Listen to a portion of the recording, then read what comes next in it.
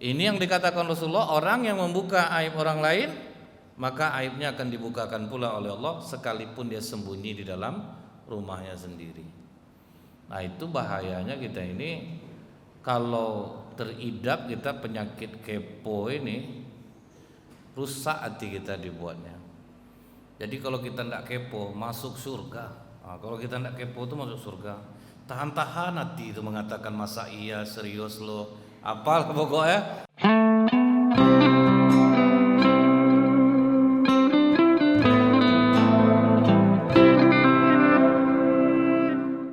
Ikhwan dan akhwat fillah yang semoga kita semua senantiasa dirahmati oleh Allah.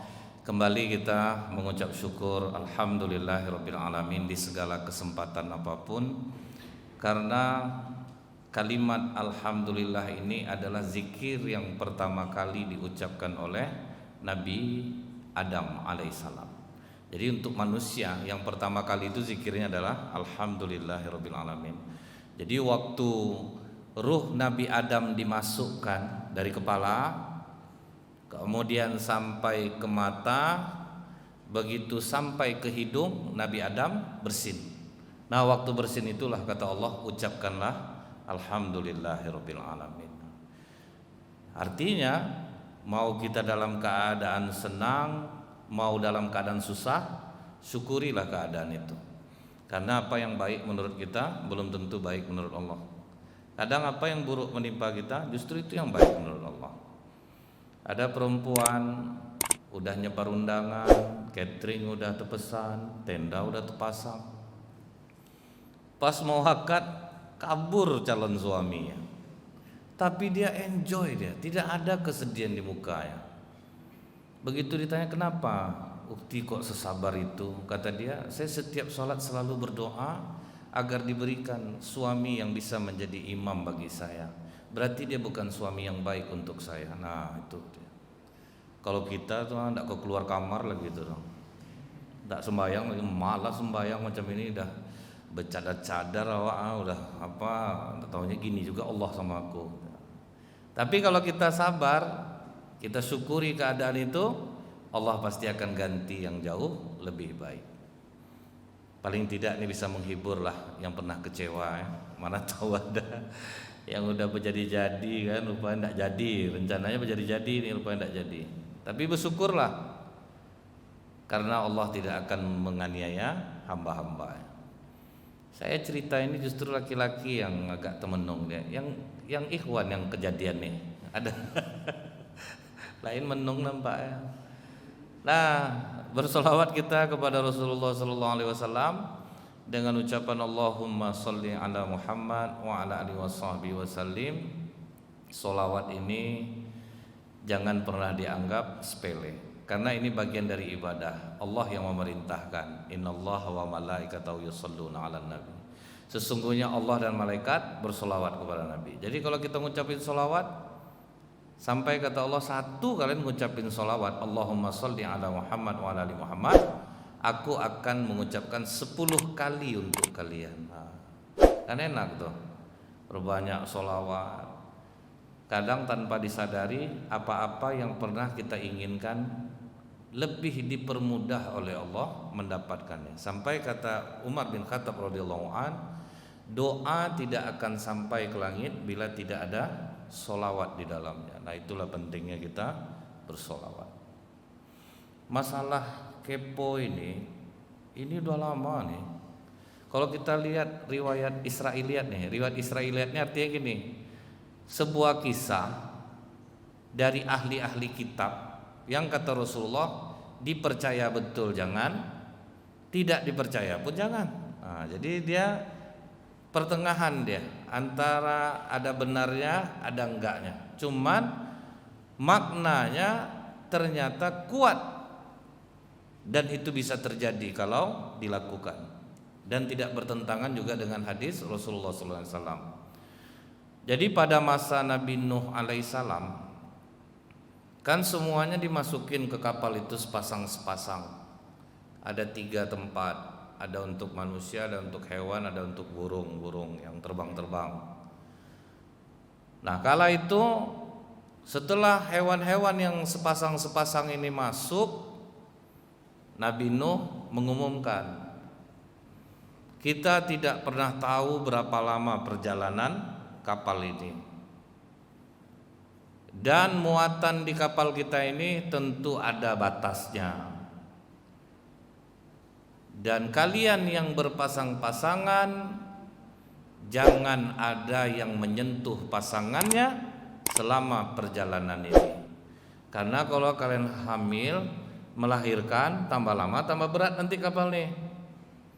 Sementara kalian para hewan sekali melahirkan anak 7, 8, cepat nanti karam kapal nih. Setuju? Setuju, kata semua ya. Ternyata di antara hewan itu, anjing binatang yang tidak bisa menahan syahwatnya. Ini kan tidak masuk ya, kata-kata yang dilarang itu ya. Ini kan beda nih ya cara menyampaikannya. Kan dia kan tergantung nih kita menyampaikannya dengan cara apa gitu. Sewaktu anjing ini mendekati pasangannya, kucing kepo. Nah, jadi yang pertama kali kepo itu adalah kucing.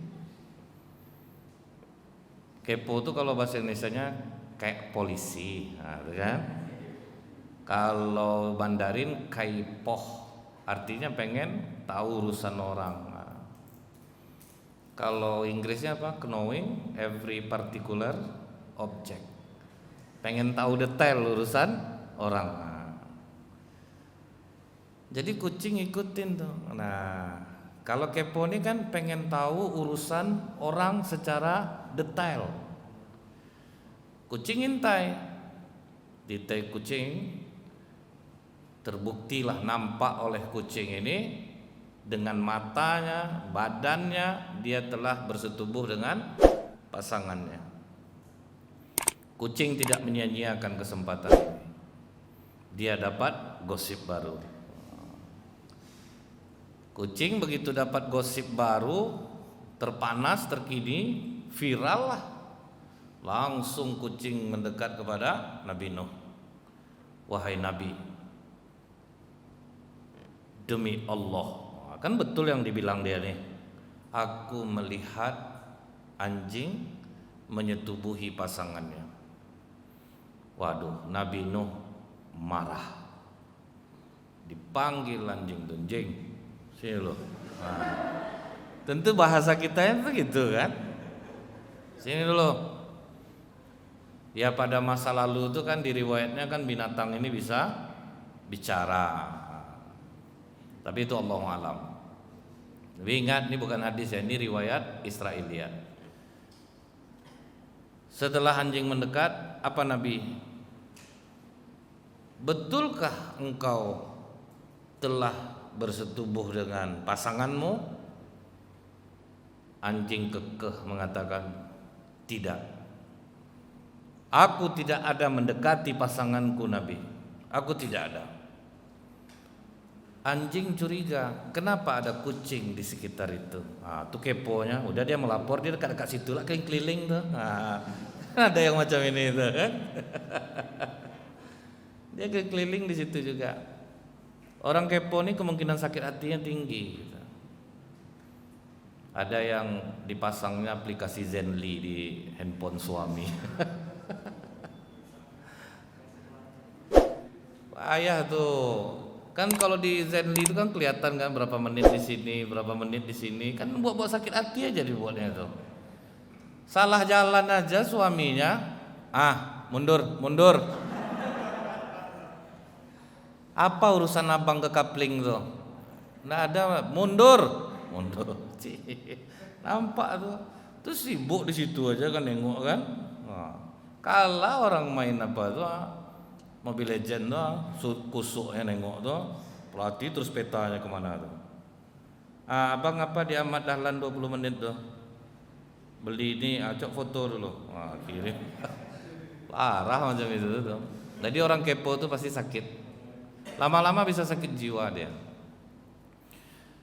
Karena anjing membawa nama Allah tidak mengaku, dia kan kalau sumpah di pengadilan kalau udah wallahi kan udah, hakim nggak bisa apa-apa.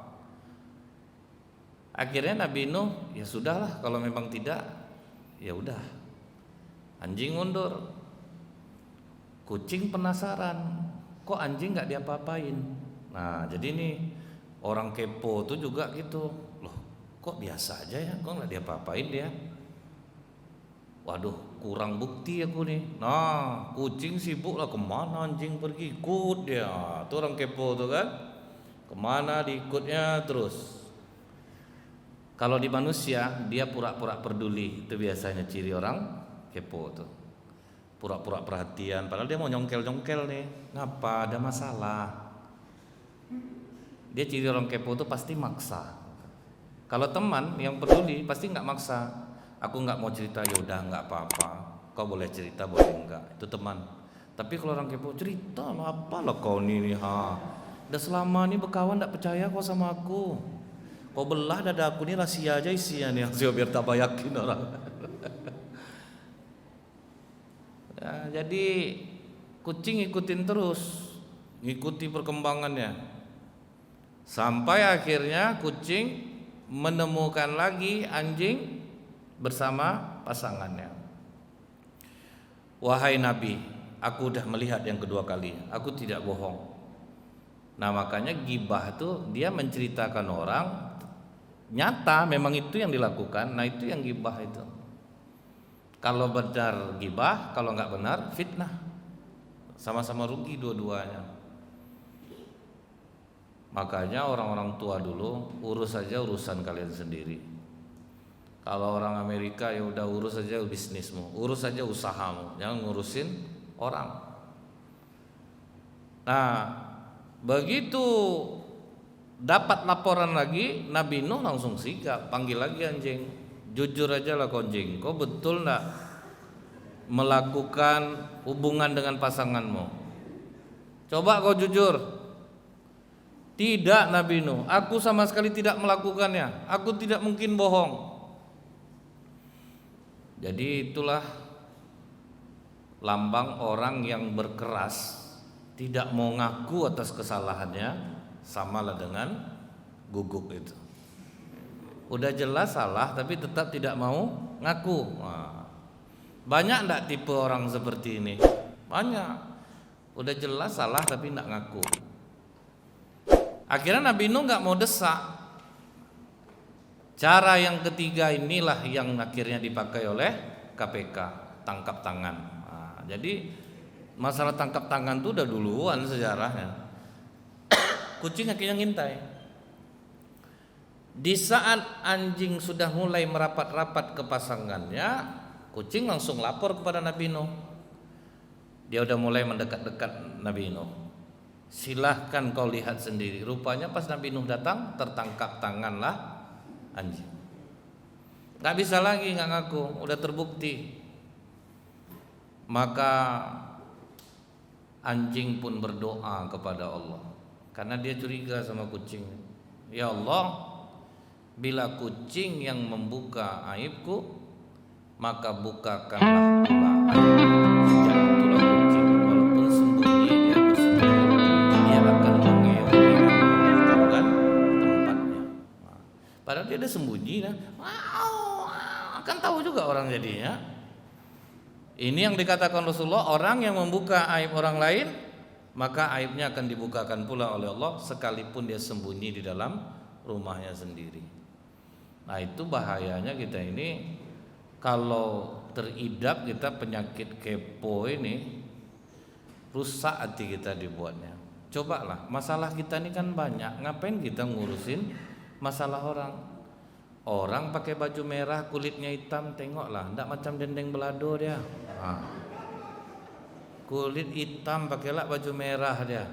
Udah salah dia tuh. Seharusnya dia nanya dulu, baju apa yang, ngapa pula kita yang sibuk baju-baju dia. Dia ndak minta sama kita, ada aja. Kalau orang kepo nih, apa aja bisa dijadikannya bahan. Makanya ini sangat dilarang dalam Islam. Sampai kata Rasulullah, orang yang melihat aib orang ke rumah orang lain, matanya boleh dicongkel. Artinya bukan kita congkel matanya, begitulah kerasnya Rasulullah melarang kita untuk kepo. Dan kita akan nyaman duduk sama orang yang tidak suka mengungkit aib orang lain. Kita akan nyaman jadinya. Karena kalau orang suka mengungkit aib orang di belakang orang lain, kita pun di belakang kita juga pasti akan diceritakannya. Itu udah ilmu pasti itu. Jadi hindari aja diri kita untuk jangan ngomongin orang lain. Pernah saya sampaikan, yang membuat orang akhirnya menceritakan urusan orang ini, kalimatnya kan masa iya, serius. Nah, itu tuh yang membuka-buka tuh. Kakak udah dengar enggak kak? Rupanya suaminya enggak pulang-pulang. Masa iya? Adalah tuh. Itu enggak masak-masak lagi dia tuh. Berdua tuh cerita enggak akan masak-masak lagi. Sampai anaknya udah ngantuk di belakang Honda itu, mau pulang lagi abang ngantuk. Abang ada ndak diajar oleh guru agamanya? Kalau orang tua lagi ngomong sayang, ndak boleh kita bantah. Betul ndak kayak gitu kan? Itulah kalimat yang memancing orang untuk akhirnya membongkar-bongkar aib orang itu. Nah ini bahayanya dalam Islam. Kita itu disuruh ya ayyuhalladzina amanu ijtanibu katsiran minaz-dzan. Jauhi berprasangka. Karena sebagian prasangka itu adalah dosa.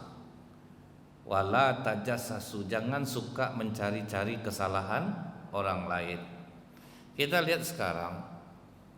Kan kata Allah, akhihi maitam fakarihtumu. Kalau kita nyeritain keburukan orang kan sama dengan memakan daging bangkai saudara kita yang sudah mati. Ada orang yang berkali-kali ke rumah sakit cek sakit dia nggak ada apa-apa, tapi dia sakit. Nah takutnya itu banyak makan daging bangkai. Tanpa dia sadari dia udah banyak makan daging bangkai orang. Tambah lagi ngina-ngina ulama. Daging ulama kan beracun, makanya dapat sakit-sakit aneh jadinya. Malam terkejut-kejut sendiri dia gitu kan. Pergi ke psikiater, kata psikiater nggak ada apa-apa, tapi saya malam susah tidur dokter. Nah takutnya itu namanya makan daging beracun. Beracunnya kayak mana lah badan nih rasanya. Sedangkan tikus saja kena racun pemenung dia kan, jadi bodoh sendiri dia. Dikejar dia ndak lari, awaknya takut nengoknya jadinya kan. Ya udah nggak tahu apa-apa dia. Nah ini bahayanya, orang banyak makan daging bangkai saudaranya yang sudah mati. Nah itulah saya tertarik juga tuh, ada spanduk besar di RRI itu kan, saring dulu baru sharing gitu. Kalau ini kita praktekkan aman kita. Kalau kata ajudan pribadi aman negara. Ya kan sering tuh yang gendut-gendut itu tuh kan. Untuk bapak yang punya polisi-polisinya, untuk Pertamina kan dia sering ngomong gitu tuh, aman negara. Nah, itu betul juga kata dia tuh. Kalau misalnya kita nih tidak sembarang cerita lah, aman jadinya. Kejadian ini juga dia beda nih. Dia ada kepo hasanah namanya, ada kepo sayi'ah. Nah, dia ada dua tuh. Kepo hasanah ini kan terjadi di zaman Rasulullah, sampai di Al-Quran kan kekepoan sahabat tuh coba kita tiru. Keponya para sahabat itu kita lihat mereka bertanya dalam surah Al-Baqarah ayat 189. Mereka bertanya kepadamu Muhammad tentang bulan sabit. Kan kepo tuh kan. Apa sih bulan sabit ini ya Rasulullah? Maka kata Allah, katakanlah Muhammad, inilah petunjuk waktu bagi manusia. Jadi ternyata betul, kalau udah makin ke ujung bulan kan makin macam bulan sabit dia. Nanti beransur-ansur penuh lagi untuk menentukan waktu. Orang menentukan bulan Ramadan akan dengan melihat bulan. Cuman kata Rasulullah, salah satu tanda hari kiamat, orang menentukan satu bulan menjadi dua, bulan terbelah dua. Maksudnya itu bukan bulannya terbelah dua. Orang menentukan awal masuk Ramadan mulai berbeda. Nah itu ada yang Muhammadiyah tanggal sekian, NU tanggal sekian, kan udah sering tuh terjadi kan. Itu maksudnya tanda hari kiamat itu. Nah ternyata sahabat ada keponya. Jadi kepo hasanah itu untuk menuntut ilmu, kita bertanya, dan itu dibolehkan dalam Islam. Kan kepo juga tuh. Ya Rasulullah, apa amalan yang utama dalam Islam? Kata Rasulullah, berbakti kepada kedua orang tua. Apalagi ya Rasulullah? Berjihad di jalan Allah. Apalagi ya Rasulullah? Sholat tepat pada waktunya. Kan ngulang-ngulang nanyanya tuh kan. Kan kepo sebetulnya tuh. Nanya lagi. Tapi untuk mendapatkan ilmu kepahaman tidak ada menjadi masalah kalau kita mau kepo. Nah kemudian nih kita lihat lagi, apa lagi kepo para sahabat bertanya, ya Rasulullah, mereka bertanya, kata Allah dalam surah Al-Baqarah ayat 215, mereka bertanya kepada Muhammad tentang apa yang harus mereka infakkan. Kalau kami berinfak itu kami kemana? Nah kan dijelasin oleh Rasulullah melalui ayat ini, harta apa saja yang kamu infakkan hendaknya dahulukan kedua orang tua. Nah, kan ini petunjuk sebetulnya nih. Pertanyaan mereka itu ilmu. Kita kadang-kadang berinfak ke sana banyak, siapkan infak terbaik. Sebetulnya infak terbaik itu kemana? Ke orang tua. Ke orang tua kita dahulukan dulu. Orang tua kami ada pensiunnya Ustadz, pencariannya ada. Orang tua itu dia tidak melihat nilai. Pemberian anak itu kadang ditempelnya di keningnya itu. Walaupun akhirnya dia kadang ngasih cucunya lebih banyak daripada uang dikasih anaknya itu. Cobalah tengok kalau lebaran. Dari Pekanbaru dia cuma bawa roti gabin 1 kaleng. Pulang durian, pokat, beras dibawanya kan. Orang tua enggak mandang dia. Jadi kadang lebih berat beban orang pas pulang kampung daripada dia pas pergi itu. Pergi sedikit dibawanya cuman ya, roti gabing sekalian selip di atas Honda tuh. Pulang penuh, ada kelapa, durian, pokat, telur. Azab mamanya dibuatnya. Tapi bagi orang tua itu tidak jadi masalah. Nah ini ingat petunjuk Al-Quran, kekepoan sahabat itu menguntungkan kita. Karena ini disampaikan Allah lewat wahyu, bahwa infakkan harta untuk kedua orang tua. Yang kedua kata Allah untuk siapa? Kerabat kita sama saudara kandung. Kita sering iri. Kenapa sih orang kita Cina itu maju? Orang kita Cina itu mereka menguatkan saudara mereka. Dan itu mereka bantu 3 kali rugi. Misalnya datang nih saudaranya, aku mau buka sawit, butuh berapa? Misalnya sekian miliar. Itu saudara-saudaranya bantu semua. Rupanya 20 tahun gagal, datang lagi dia, saya bangkrut, saya mau buat sarang burung walet, mau butuh berapa? Sekian M, kasih lagi. Rugi lagi, datang lagi, saya mau buka kedai kopi aja. Berapa? Sekian ratus juta, dikasih lagi. Nah udah 3 kali baru dilepas. Makanya ekonomi mereka kuat. Nah kita yang justru yang dianjurkan Allah melalui ayat ini, bantu kerabatmu, justru enggak gitu. Datang ke rumah saudara, Kak, aku mau usaha hijab, ada yang baru sekarang, butuh modal sekitar 20 juta, bisa enggak pinjam uang kakak? Duduklah kau dulu. Kau kalau berduit tuh sok gaya kau tuh. Kadang ada duit belanja tas, belanja ini, panjang mukodimahnya. Kalau sekarang ya kakak enggak ada, udahlah enggak bantu, mukodimahnya panjang. Gimana kita mau kuat? Sering enggak kejadian seperti ini? Akhirnya yang kaya aja sendiri. Justru pada Allah udah bilang bantu karib kerabatmu. Nah yang mempraktekkan orang siapa? Orang kita Cina. Wajar nggak mereka kaya? Jadi nggak usah iri kita. Wajar mereka kaya. Mereka menguatkan saudaranya. Kalau kita kaya satu orang, rumahnya sebanyak-banyaknya dia sendiri aja tuh. Nggak akan ada dia mau bantu adiknya. Udah azan ya? Tadi bunyi ya? Baik, akan kita sambung setelah Isya nanti. Subhanakallahumma bihamdika asyhadu an la ilaha illa anta astaghfiruka wa atubu ilaik. Assalamualaikum warahmatullahi wabarakatuh.